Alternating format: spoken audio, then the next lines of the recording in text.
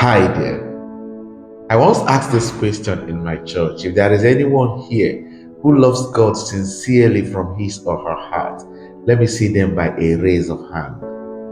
And all the hands in the church were seen up as expected. And I asked the second question: if all the persons who have taken up their hands are also willing to show it by anything God may demand of them, let me see the hands sustained. And all the hands were still seen up as expected.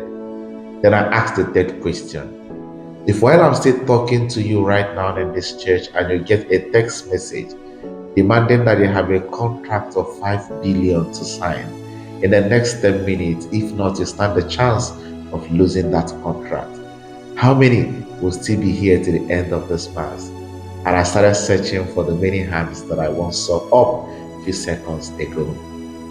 Listen, I see so many believers who want to gain mastery and dominion as long as kingdom principles are concerned, but they do not understand that the first law to this dominion is the sacrifice of total surrender.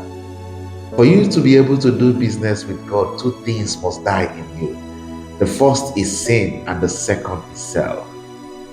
If you have conquered sin and you have not conquered self, then you have not even started yet. Believe me, in all sincerity, both must die before you can live. Unless a grain of wheat falls to the ground and dies, it remains a single grain, but when it does die, it bears much fruit. The only price to pay for life is death.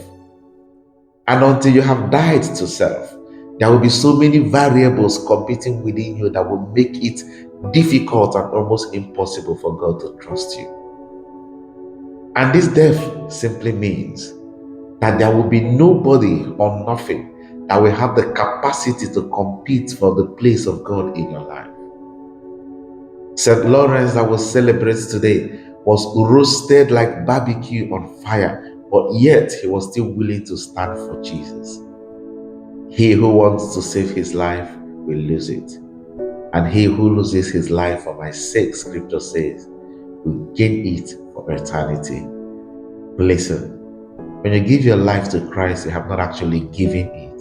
You have only taken the life of Christ. God's strength does not rest on strength. Are you willing to die? God bless you and have a beautiful day ahead.